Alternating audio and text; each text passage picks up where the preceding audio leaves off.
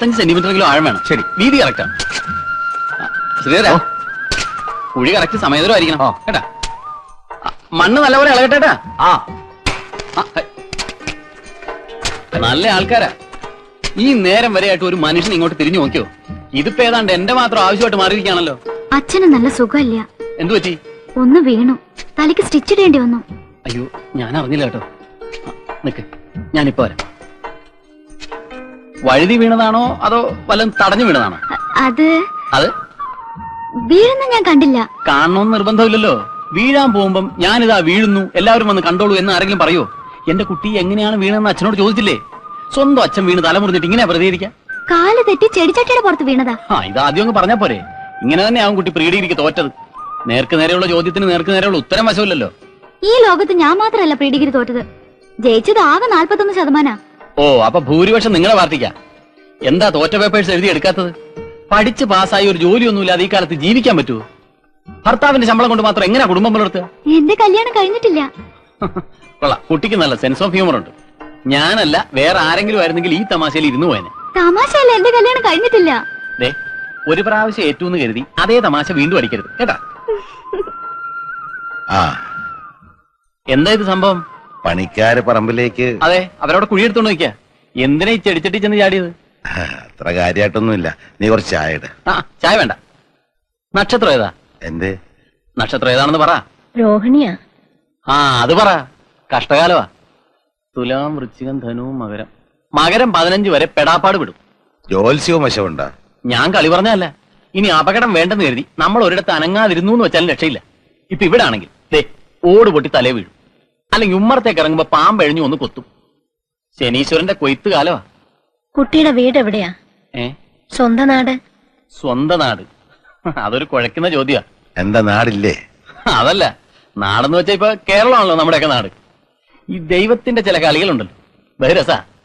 മൂപ്പര് ഭൂമിയിലെ കൃഷിക്കാര്യങ്ങൾ നോക്കുന്ന ഒരു ജോലിയാണ് എനിക്ക് തന്നത്. പക്ഷെ സ്വന്തമായിട്ട് ഒരുതുണ്ട് ഭൂമി തന്നില്ല. സ്വന്തക്കാരായിട്ടും ആരുമില്ല. അപ്പൊ ചോദിക്കും, താമ്പിന്നെ താനെ പൊട്ടിമുളച്ചുണ്ടായതാണോ? അല്ല, അവസാനത്തെ കന്നി അമ്മയായിരുന്നു. 10ാം ക്ലാസ്സിൽ പഠിക്കുമ്പോ അമ്മ യാത്ര പറഞ്ഞു പോയി. 5 സെന്റിൽ ഒരു കുടിലുണ്ടായിരുന്നു, കനാല് വന്നപ്പോ പൊളിച്ചു. അപ്പൊ കിട്ടിയ കാശ് കൊണ്ട് ഞാൻ 2 കൽപ്പിച്ചൊരു പഠിത്തം അങ്ങ് പഠിച്ചു. ഞാൻ പഠിച്ചൊരു ജോലി ഉണ്ടാക്കണമെന്ന് അമ്മയ്ക്ക് വലിയ ആശയായിരുന്നു. കൂലിപ്പണി ചെയ്ത് കഷ്ടപ്പെട്ട് മിച്ചം വെച്ചാ അമ്മ എനിക്ക് ഫീസിനുള്ള പൈസ തന്നിരുന്നത്. അമ്മയെക്കുറിച്ച് ഓർക്കുമ്പോ ആദ്യം മനസ്സിൽ വരുന്നൊരു ചിത്രമുണ്ട്. അതായത് ഈ സ്കൂൾ ഫീസ് ഒരിക്കലും കൃത്യമായിട്ട് കൊടുക്കാൻ പറ്റില്ല. ഫൈനിന്റെ ഫൈനും ഒക്കെ ആവും. ക്ലാസ്സിൽ നിന്ന് പുറത്താക്കുന്നതിന്റെ മുന്നോടിയായി ഒരു ദിവസം മുഴുവൻ മാസ്റ്റർ ക്ലാസ്സിൽ എഴുന്നേപ്പിച്ച് നിർത്തുന്ന ഒരു പരിപാടിയുണ്ട്. അന്ന് വൈകുന്നേരം ആകുമ്പോ പാടത്തും പറമ്പിലും ഒക്കെ പണിയെടുത്ത് മണ്ണും ചെളിയും പുരണ്ട തുണിയായിട്ട് അമ്മ ഓടി വന്ന് ക്ലാസ് റൂമിന്റെ ജനാലക്കിൽ നിന്ന് വിളിക്കും, മോനെ ഉദയാന്ന്. എന്നിട്ട് ഒരു ലോട്ടറി കിട്ടിയ ഭാവത്തോടെ ആ മുഷിഞ്ഞ നോട്ട് ചില്ലറൊക്കെ എന്റെ കയ്യിൽ വെച്ച് തരും.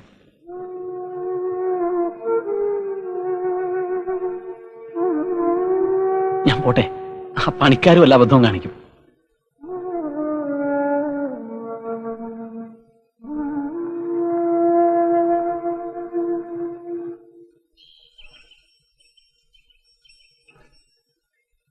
ഞാനിവിടെ നിൽക്കാൻ തുടങ്ങിയിട്ട് ഇപ്പൊ 1/2 മണിക്കൂറായി.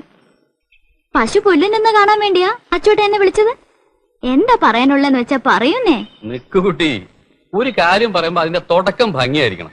എന്റെ ടീച്ചർ ഇടയ്ക്കിടയ്ക്ക് പറയാറുണ്ട്, first interconnection is the best interconnection. ഇന്റർ കണക്ഷനോ? First impression is the best impression എന്നാ പറയാ. അതറിയാഞ്ഞിട്ടല്ല, ഒരു കണക്ഷന്റെ കാര്യമാണ് ഇപ്പൊ എനിക്ക് പറയാനുള്ളത്. എന്ത് കണക്ഷൻ? ഞാൻ മുഖത്തടിച്ച മാതിരി പറയും. പറഞ്ഞോളൂ. എന്റെ ഒരു അഭിപ്രായവും ആഗ്രഹം വെച്ചോളൂ. അല്ല, കേവലം ഒരു അയൽപ്പക്കക്കാരനായ തനിക്കെന്ത് കാര്യം എന്നാണ് തോന്നണമെങ്കിൽ. അച്ചോട്ടൻ വെറും അയൽപ്പക്കക്കാരനാണോ? അങ്ങനെ എപ്പോഴെങ്കിലും ഞാൻ പെരുമാറിയിട്ടുണ്ടോ? എന്നാ ഞാൻ നീട്ടുന്നില്ല. കുട്ടിയെ കൃഷി വകുപ്പിലെ ഉദ്യോഗസ്ഥൻ ഉദയഭാനു കല്യാണം കഴിക്കുന്നതിൽ കുട്ടിയുടെ അഭിപ്രായം എന്താ?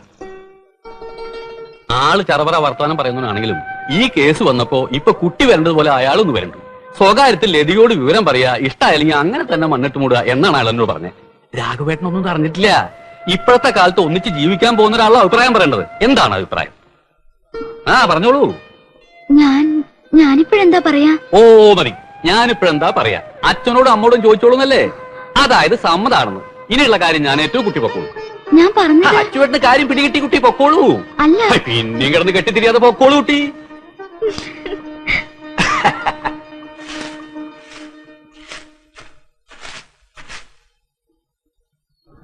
പണി മുടക്കണ്ട. അല്ല, കുറച്ചു ദിവസമായി മുറ്റമൊക്കെ ഒന്ന് വൃത്തിയാക്കിയിട്ട്. അപ്പോ സമയം കിട്ടിയപ്പോ ഞാൻ തന്നെ. നന്നായി. കഴിയാവുന്നിടത്തോളം പണി നമ്മൾ തന്നെ ചെയ്യുന്നതാ നല്ലത്. പണ്ട് ഞാൻ കോട്ടേഴ്സിൽ ഒറ്റയ്ക്കായിരുന്നപ്പോ ഇതിലപ്പുറവും ചെയ്തിട്ടുണ്ട്. വരൂ, നമുക്ക് അകത്തേക്ക് ഇരിക്കാം. ആ.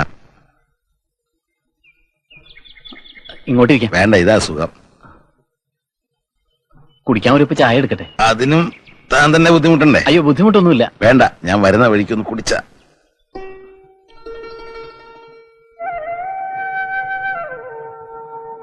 ഈ കല്യാണക്കാര്യങ്ങളൊക്കെ രക്ഷിതാക്കൾ തമ്മിൽ സംസാരിക്കുമ്പോൾ ഉള്ള ഗുണം എന്താന്ന് വെച്ചാല് ഇപ്പോൾ ഉള്ള ഈ ജാള്യത ഉണ്ടല്ലോ, അതുണ്ടാവില്ല. ജാള്യ തന്നെയായിരുന്നു എന്റെയും പ്രശ്നം. അതുകൊണ്ടാണ് അച്ഛൻ നായരോട് അതൊരു വളഞ്ഞ വഴിയാണെന്ന് അറിയാം. പിന്നെ എനിക്കതിനുള്ള അർഹതയുണ്ടോന്നുള്ള പേടിയും കൂടെ ആയപ്പോ. അർഹതയൊക്കെ ആരാ തീരുമാനിക്കുന്നത്? നേര് പറഞ്ഞ എന്റെ മോടെ ഒരു ഭാഗ്യമായിട്ടാണ് ഞാനിത് കാണുന്നത്. ഞങ്ങൾക്കൊക്കെ തന്നെ അത്രയ്ക്കിഷ്ട. ആരും ഇല്ല എന്നുള്ള ദുഃഖമായിട്ട് കുറെ നാളായില്ലേ കഴിയുന്നു. ഇനിയിപ്പോ എല്ലാരും ഉണ്ടെന്ന് കൂട്ടിക്കോളൂ. എന്റെ മോള്, അവളുടെ അച്ഛൻ, അമ്മ, എല്ലാരും. ഞാൻ പിന്നെ വരാം. അപ്പൊ വിശദമായിട്ട് സംസാരിക്കാം.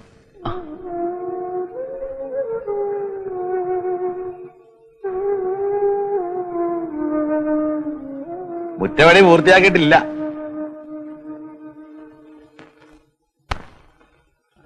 വേറെ ആരെ കിട്ടിയില്ല അച്ഛന്. പൊതുവാൾജി മറ്റിക്കാരി അറിഞ്ഞാലേ എന്റെ മുഖത്ത് കാർക്കിച്ച് തുപ്പും.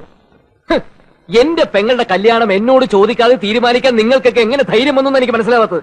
മാനങ്കര മണ്ഡലത്തിലെ സകലമാന ആളുകളുടെ വീട്ടുകാര്യങ്ങൾ ഇടപെടുകയും അതിനൊക്കെ ഒരു തീരുമാനം ഉണ്ടാക്കാൻ ചെയ്യുന്ന ഞങ്ങൾ ഇത് സഹിക്കില്ലമ്മേ. അപ്പോ സ്വന്തം പെങ്ങളുടെ കല്യാണം നടക്കരുതെന്നാ? എന്നാണോ ഞാൻ പറഞ്ഞത്? ആ കൃഷിക്കാരൻ തെണ്ടിയുമായിട്ടുള്ള ബന്ധം നമുക്ക് വേണ്ട, അത്ര തന്നെ. അമ്മേ, മണ്ഡലം ജോയിന്റ് സെക്രട്ടറി CK ഉമാഭാരതി ഒരിക്കൽ എന്നോട് സൂചിപ്പിച്ചതാ ലതികയെ വേണേ കെട്ടാമെന്ന്. മൂപ്പർ എപ്പോഴും അവളെ കണ്ടിട്ടുണ്ട് അത്രേ. അത് ശരി. നിന്നെ പോലെ തന്നെ വേലയും കൂലിയില്ലാതെ തെണ്ടി തിരിഞ്ഞു നടക്കുന്ന ഒരുത്തനെ കൊണ്ട് കെട്ടിക്കാവുന്നു. അമ്മേ, ദേ അവൻ എന്റെ അളിയനായിട്ട് വരുന്ന എനിക്ക് തീരെ സഹിക്കാൻ പറ്റുന്നില്ല. അവന് മാനമായിട്ട് ജീവിക്കാൻ ഒരു ജോലി ഉണ്ടെന്നുള്ളതാ ഇപ്പൊ കുഴപ്പം. ഓ, ഭയങ്കര ജോലി തന്നെ. അതൊക്കെ പോട്ടെന്ന് വെക്കാം. അവനൊരു വൃത്തികെട്ടവനാണെന്ന് അമ്മയ്ക്കറിയോ? മൂക്കറ്റം കുടിക്കും, പിന്നെ പല പല ചീത്ത സ്വഭാവം ഉണ്ട്. അതൊക്കെ ഞാൻ അമ്മയോട് എങ്ങനെ പറയും? അച്ഛനോട് പറഞ്ഞു. അച്ഛാ, ഒന്നേ എനിക്ക് പറയാനുള്ളൂ, പാർട്ടിക്കാരുടെ മുമ്പിൽ എന്നെ നാറ്റിക്കരുത്. ഞാൻ വാക്ക് കൊടുത്ത സ്ഥിതിക്ക് ആരെന്ത് പറഞ്ഞാലും ഈ കല്യാണം നടത്തിയേ പറ്റൂ. ഓഹോ, തീരുമാനം എടുത്തു കഴിഞ്ഞല്ലേ? ഉം. എന്നാ നമുക്ക് കാണാം. INSP ഒരു നാഷണൽ പാർട്ടി ആണെങ്കിൽ കല്യാണം നടക്കില്ല, ഞങ്ങൾ നടത്തിക്കില്ല. സ്വർണത്തിനൊക്കെ മിനിറ്റ് വെച്ചാ വില കൂടുന്നത്.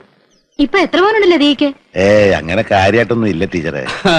അവളുടെ കല്യാണത്തിലുള്ള പണമൊക്കെ രാഘവേട്ടൻ നേരത്തെ തന്നെ ബാങ്കിൽ നിക്ഷേപിച്ചിട്ടുണ്ടാവുന്നേ.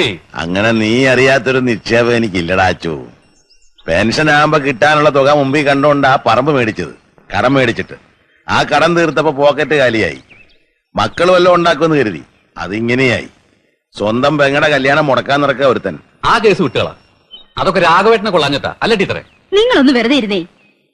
കുറച്ചൊക്കെ സ്വർണ്ണം എന്റെ കയ്യിലും ഉണ്ട്. മാഷ് ധൈര്യമായിട്ടിരിക്കെ. അതൊന്നും വേണ്ടി വരില്ല. ആ സ്ഥലം ഉണ്ടല്ലോ, അതിന്റെ ആധാരം പൂപ്പണയം വാങ്ങി പണയം വെച്ച് കുറച്ച് പൈസ എടുക്കാം. പിന്നെ ഇല്ലാത്തത് ഉണ്ടെന്ന് നമുക്കാരെയും ബോധ്യപ്പെടുത്തേണ്ട കാര്യമില്ലല്ലോ. ഉദയഭാനു അങ്ങനെയുള്ള ഒരാളല്ല. അത് വളരെ നേരാ.